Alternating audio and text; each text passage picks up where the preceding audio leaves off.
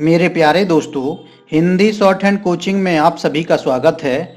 आज हम लोग रामधारी गुप्ता खंड 1 से प्रतिलेखन संख्या 58 की डिक्टेशन 80 शब्द प्रति मिनट की स्पीड से लेंगे।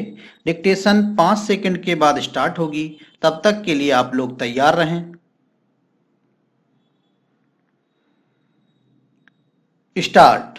उपाध्यक्ष महोदय, अपने भाषण में उन्होंने कहा कि मैंने आज तक ऐसी गरीबी के दर्शन नहीं किए जैसा कि मैं देख रहा हूँ। ऐसी गरीबी जब हम स्वतंत्र नहीं थे तब अवश्य देखने को मिलती थी, लेकिन स्वतंत्रता के पश्चात मैं पहली बार ऐसी गरीबी देश के किसी भाग में देख रहा हूँ। देश के विकास के काम को बढ़ाकर ही ऐसी गरीबी हम हटा सकते हैं।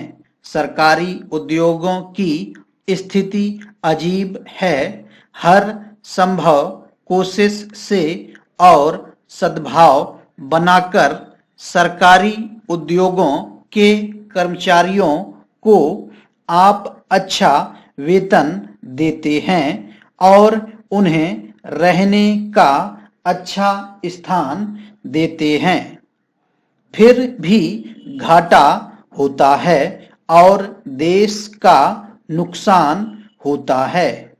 कारण क्या है?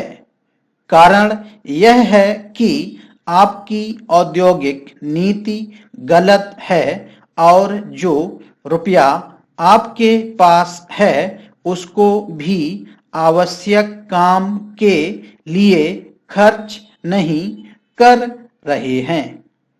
एक तरफ बोकारो के लिए 600 करोड़ रुपया रख रहे हैं और दूसरी ओर राजस्थान नहर को पूरा करने के लिए आप कहते हैं कि हमारे पास पैसा नहीं है।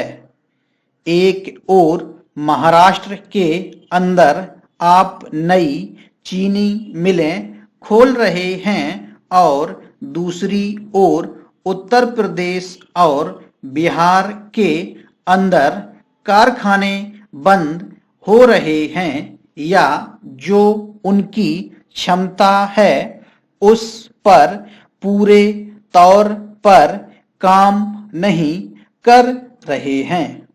यह कोई औद्योगिक नीति नहीं है।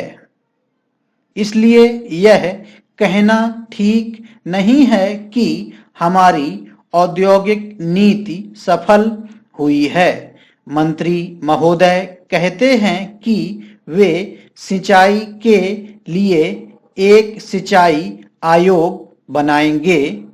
अच्छी बात है, मगर सिंचाई की क्या हालत है हमारे देश के अंदर, यह भी तो देखिए। जिस समय हमारे देश में कोसी बांध का काम शुरू हुआ था उस समय पाकिस्तान ने एक बांध पूरा कर लिया था। वहां उससे सिंचाई हो रही है और हमारे यहाँ इसका काम आधा भी नहीं हुआ है। राजस्थान नहर शुरू हुए कितने वर्ष हो गए हैं, परंतु अभी भी वह बनी नहीं।